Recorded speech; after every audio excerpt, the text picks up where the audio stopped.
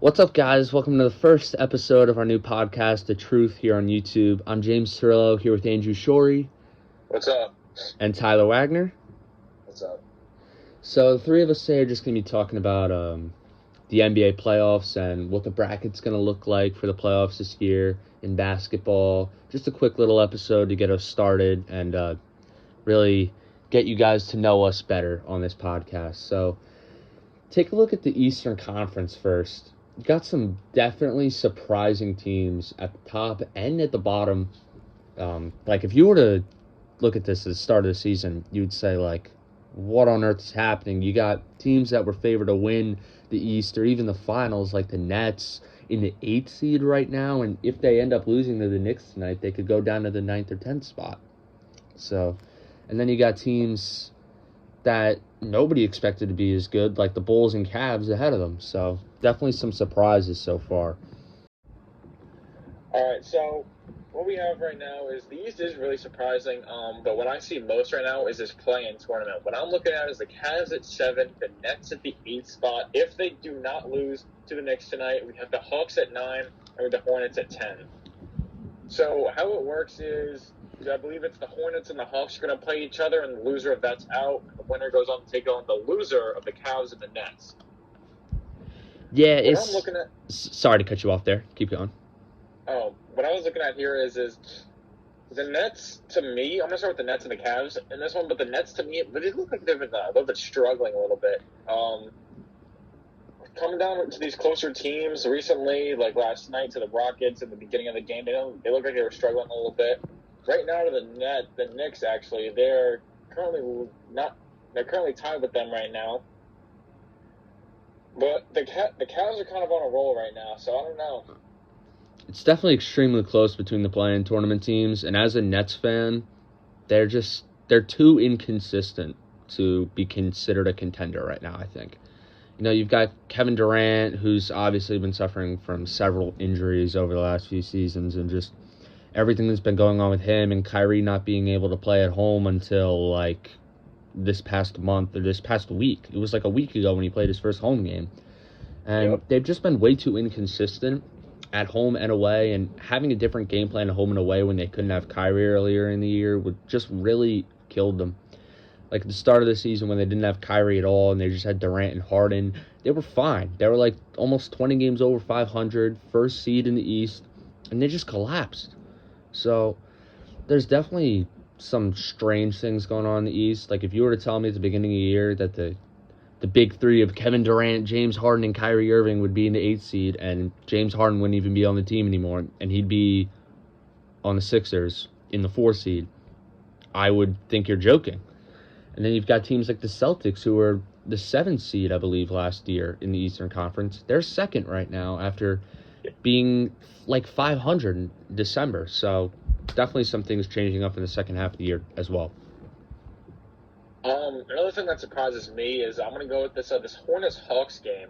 Now, the offensive approach of Trae Young in that offense really can change the momentum of a game.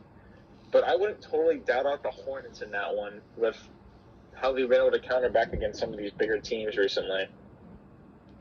Yeah, and it's also extremely difficult. You got, let's say the Hawks do finish 9th, right? And they have to play in the play-in tournament. And they have to play Charlotte. The winner moves on to the next round in the play-in tournament. Loser is done. If you're Trae Young, you have to win 2 straight games. And if the Hawks get the 10th seed, they have to win 2 straight road games just to get to the 8th seed and then play a team like either Miami or Boston or someone on that level in the first round, which would be really scary. So that's also something I'm scared of as a Nets fan. If we end up making the playoffs, we already clinched the play-in tournament. If we make the playoffs and get the 8th seed, we're going to have to play a team like Miami in the first round.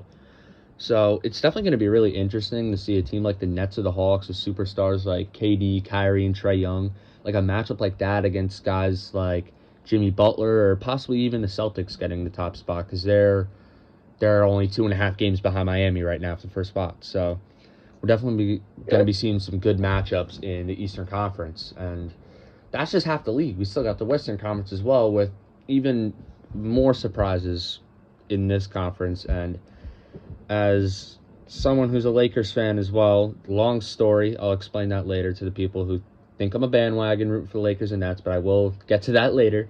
As someone who's a Lakers fan, I don't even want to talk about the Western Conference with everything that's been going on. Our rivals, the Suns and Warriors up there, even the Clippers are in a playoff spot. And you've got LeBron James, Russell Westbrook, and Anthony Davis eliminated from playoff contention with a 31-48 record in the 11th seed. I mean, this team's only 2.5 games ahead of Sacramento.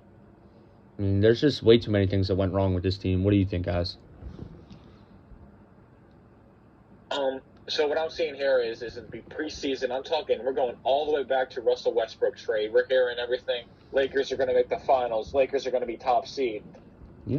31-48, 17 games under 500, in an 11th spot and eliminated from the playoffs. That's crazy. It's absurd. And I mean, my father, who's also a Lakers fan, made a pretty good point. I don't know how long you guys, the viewers, or you guys in the podcast have been following basketball, but you go back to like 2012 when the Lakers had guys such as Kobe Bryant and Dwight Howard, and they formed what everyone was calling like the Big Three with Dwight Howard, Steve Nash, and Kobe Bryant. And the team was projected to win. Like, everyone was like, oh, Kobe's going to get his 6th ring. And then the team just didn't click. Dwight Howard did not get along with Kobe. Steve Nash just was not a good fit for that team at the age he was. And it just didn't work out. And that's what this Lakers team reminded me of. Now, this Lakers team was much worse than that team. But both teams were equally disappointing. I think that's fair to say. All right, but I'm looking at the rest of this Western Conference right now. I'm looking at 1 through 5 who've already clinched a playoff spot. I'm looking at the Suns, Grizzlies, Warriors, Mavericks, Jazz. I mean, I'm surprised at when I'm looking at this is the Suns' 63-16 record. I mean, we all thought that they were going to do just as great as they did last year, but 16 losses, I didn't see that one, especially when they didn't have CP3 for a little bit. Yeah. And the Grizzlies, man, that young roster, they've really been electrifying this whole season with that super young team that they have. Yeah, even though I can't really talk with the teams I root for, it is kind of nice to see, young rosters like Phoenix and Memphis and Miami, teams like that being at the top of the league, when for so long we were used to seeing the only teams that were good were either you had LeBron James on your team, or you had a super team like the Warriors, or even like the Heat with LeBron before he went back to Cleveland. Teams like that we were so used to for like a decade making the finals. Even in 2020, just 2 years ago, the Lakers won the finals with LeBron James and Anthony Davis and other key players like that. It's kind of nice to see teams like younger players like Devin Booker up there. Devin Booker almost won an NBA championship last year. Yeah. And then you got guys like Ja Morant, who people are saying like, oh, he's going to be the next face of the league, which isn't ridiculous to say. You've got young talent like Ja Morant, Giannis, Devin Booker, all up there at the top of the standings in the East and the West. So definitely pretty interesting to see the standings being shook up like this. Yeah, it's coming down to the wire. You have a lot of great teams, a lot Western and Eastern Conference. You got teams with 16 wins already, aka the Phoenix Suns, and it's coming down to the wire. So you got teams like the Nets. You got these borderline teams that need to press on the gas, and the teams like the Sixers, for teams all in the middle range, 4th, 5th, maybe even 3rd spot, they need to keep on the gas because these last couple weeks are going to get pretty intense. Yeah, and I mean, your Sixers, Tyler, are tied with Milwaukee and Boston for the 2nd, 3rd, and 4th seed in the Eastern Conference right now. We have a 3-way tie for the 2nd, 3rd, and 4th spots. Like, if a team like Cleveland or Brooklyn gets a 7th spot, they have no idea who they're playing because the 7th seed is going to play the 2nd seed in the first round, just like always. I mean, that team could be playing Jason Tatum and the Celtics, the reigning champs, the Milwaukee Bucks, and they could also be playing the Philadelphia 76ers, who were at one point the number 1 seed until Miami really took that over. It looks like they're going to hold on to that spot as they're 2.5 games ahead of everybody, but still mathematically, all 4 of the top teams right now in the Eastern Conference can all finish ahead or behind of each other, which is crazy. Yeah. So when I'm seeing, go ahead, Andrew. What I'm seeing right now is there's one team specifically in mind that is really surprising me, and I'm gonna show a little bias here, but what the Denver Nuggets have done, Denver Nuggets and the Jazz, those 2 teams, what they've done this season, I know that they're a little bit lower on the seed, but I saw the thing that they can really take over this playoff run. You got to look at the Jazz. They don't really have as much as they used to in past years, the last couple of years. They have Donovan Mitchell, Rudy Gobert, same as always. But their 1, 3, and 4 have always been rotating constantly. I mean, Denver Nuggets, their team is Jokic right now. They don't have Jamal Murray. They don't have Michael Porter Jr. So they've been circling through different guards. They've been circling through different forwards all season long. And these 2 teams, I feel like, can make a really deep run if they can keep up this momentum that they've been having recently. Yeah, I mean, just like the Eastern Conference, the Western Conference is so close. I mean, right now, Denver is a 6th seed. As of right now, I believe today's a 6th. So by the time we get this out, the standings could be completely different. Like, Denver is a half a game behind Utah right now. And Minnesota is only 2 games behind Denver, 2.5 behind Utah. And Utah is only 2 games behind Dallas. So those 4 teams could all change within, like, the next week when the season wraps up, because there's not that many games left. So it's absurd that, like, we're just a few games away from seeing what the playoff bracket's going to look like, yet we have no idea what it's going to look like. Because almost every spot except Phoenix, they've clinched the number 1 spot. But everyone besides them could be really irreversible. Yeah, I gotta agree with that. But what are you guys thinking about with these matchups that we're seeing, with the guaranteed ones, not the planned ones, the guaranteed ones, like the 4 and the 5, the 6, and right now, who do you think is going to take that 6th spot, and who do you think is going to take that the 7th spot? Are we talking Western Conference? Memphis. Western Conference we're talking about? Yeah. Yes. The 7th spot, I think Minnesota has that wrapped up. Because if you look at the Western Conference and look at the teams in that play-in tournament, you've got Minnesota, who's 10 games over 500, and then all the other 3 teams have a below 500 record. The Clippers are a game under 500. Pelicans are 9 games under, and the Spurs are 11 games under and still have a shot at a playoff spot, which is absurd to me. So, I mean, Minnesota is really the only team in here that stands out to me as, like, an actual playoff team. Like, the other 3 teams aren't great teams. Like, I'll even say, like, my Lakers, who can't even make the play-in tournament, were still in the running for a playoff spot, like, 2 days ago. Like, they were mathematically eliminated last night, and they're 17 games under.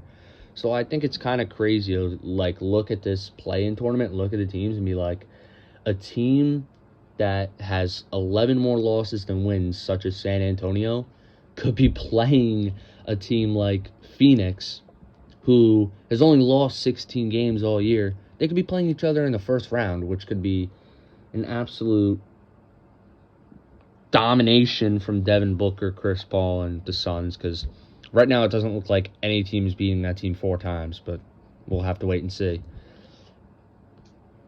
Speaking of that 4-game winning, one of the things I want to know is, do you guys see possibly any sleepers or any shockers we see in this playoffs? Like any teams getting out early, or Memphis. you think Memphis is going to get out early? Memphis. Why is that, Tyler? Memphis might go to the finals. Oh. Why do you think that, Tyler? Just all around, they play well. There's a lot of pressure off their backs because they weren't really on the top of the top ever. So, you got Moran that knows how to play ball, and they just stick together and they play it hard. They're a dominant team. So pressure's off their back. They can just run the line as a field. And honestly, I wouldn't be shocked if they get the title or make it to the title finals. I definitely think Tyler's got a point here, but the only argument I would make against that, Tyler, is that Memphis just doesn't have any playoff experience yet. Like, they haven't been in the playoffs they were in the playoffs last year, but were the 8th seed, so not like they have a ton of playoff experience, but still a little bit that they could make a run, but not enough where I think they're good enough to beat teams such as the Warriors 4 times or Phoenix 4 times. And I could even see teams like Dallas or Utah beating them in a 7-game series. So I think my team that I think would be a sleeper right now in the whole bracket might surprise a few people. I think people really need to look out for Toronto. Toronto is not a team to be messed with right now. Last year, they weren't good at all. They didn't even make the playoffs. Like 15, 20 games under 500. I'd have to check on that exact record, but somewhere around that. Like, Toronto wasn't a contender last year. And now they're only 3 games behind Boston, Milwaukee, and Philly, who are arguably, not arguably, definitely 3 of the best teams in the Eastern Conference. And I know it's really not possible for them to catch up on them anymore and get the 2nd or 3rd seed, but their record proves that they're right there with those teams, and I feel like no one's talking about Toronto. I'd watch out for the guys that are playing north of the border. What about you, Andrew? So I gotta agree with you. You gotta look at their starting line. Their starting 5 this season is like, you look at that starting 5, you gotta think, wow, what is Toronto doing? But then you see their production on the court. They're at 5th spot with 46 wins, and they're going to be taking on as of right now Philly in the first round. You got to be looking like they had people like, they just brought in Scotty Barnes this year, he's doing wonders in Toronto for them. They got Siakam, Van Vliet, Achua, and they've been rotating guards. They've been rotating that one guard every game is not always a consistent guard. So you got to look out for Toronto, really. Yeah, and I think these spots in the top of the East are so important right now simply for that reason. I know I've said it so many times, but Boston, Milwaukee, Philly, they all have the same record. They could all get the 6th or 3rd or 4th seed, if not the 1st seed. We could see a team like Boston, the Bucks, or the Sixers having to play a team like Toronto, who's just slightly behind them in the 5th seed, which is a tough matchup in the first round. Or they could have to play a team such as Atlanta or Cleveland, who isn't in my opinion, those teams are nowhere near as talented as Toronto or teams like that. And then you've got a team like Chicago, who's just behind Toronto. And Chicago's only a few games behind the Sixers as well. And at one point, Chicago was the 1st seed in the East as well.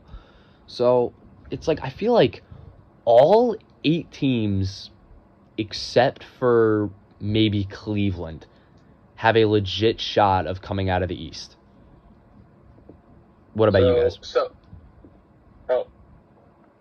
So breaking down this Eastern thing, I'm looking right now.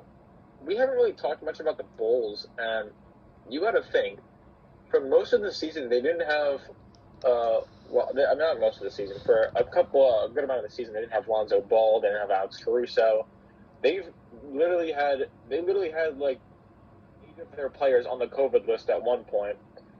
DeMar DeRozan wasn't active the whole season. Zach LaVine's been off and on. and I think so is Vucevic. So I don't think that the record and the sixth spot for the Bulls is really what's going to show for them in the playoffs. You know what I'm saying, James? Yeah, no, I totally get what you're saying, and this is also a team that doesn't have playoff experience. Like, Lonzo Ball, has he ever played in the playoffs? No, he hasn't, right? I don't think so, because 'Cause the he was- first year he made it, the first year was a rookie with the Lakers. They were like, that was like the first year LeBron did and also didn't make it in like Yeah, 10 years. we won like 37 games that year. Yeah, so Yeah.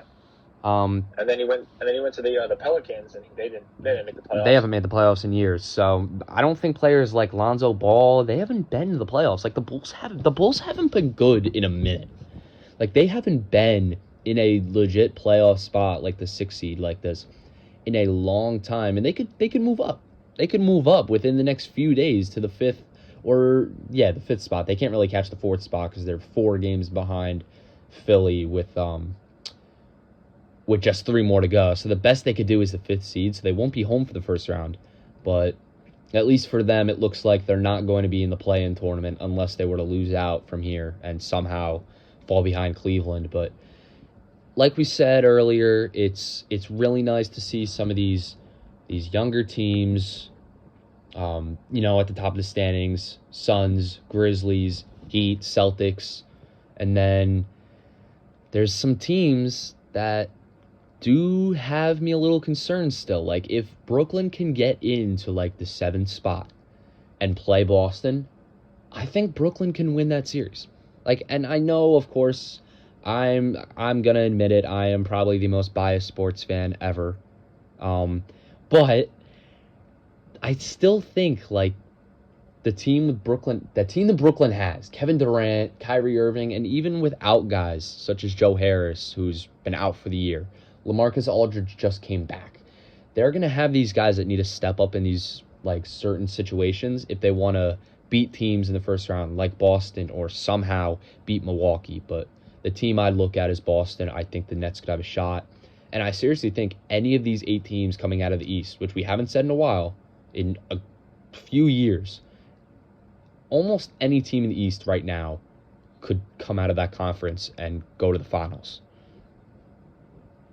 So I'm going to piggyback on the Nets. I'm going to be honest here. I have not always been the biggest Nets fan in the world, but I'm going to say if they can beat Cleveland in that first round game and take on Boston without Robert Williams, that could be a problem because Robert Williams, he is a key piece to that Boston team. I mean, I know they got Jaylen Brown, Marcus Smart, Jason Tatum. And he's out, 4 to 6 weeks, Andrew?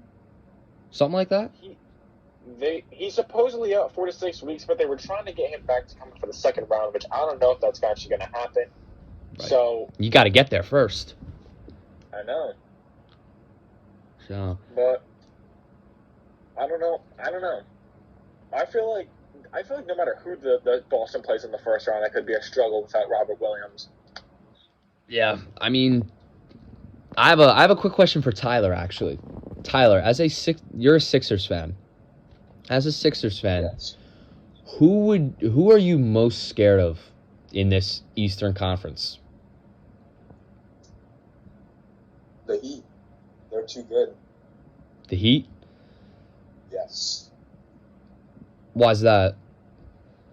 They just have a beast on the line. We're talking Jimmy Butler, Kyle Lowry, Tyler Hero. These guys, they're just so good. And I would say the leadership of Jimmy Butler and Kyle Lowry, they're kind of putting the pressure on the young guy back, and they're kind of putting a big role into how these younger guys play. So not only are the big three there playing great, but they're inspiring bench players, to step up their game, and as long as that keeps going, teams are going to have a hard time winning out of these playoffs. Yeah. I mean, like you said, the Heat, obviously a great young roster with some veterans such as Jimmy Butler and Kyle Lowry, guys like that. And like we've been saying, like this whole episode, there's so many teams in the East that could win a series in like 4 or 5 games, but at the same time losing 4 or 5 games. So it's definitely going to be interesting.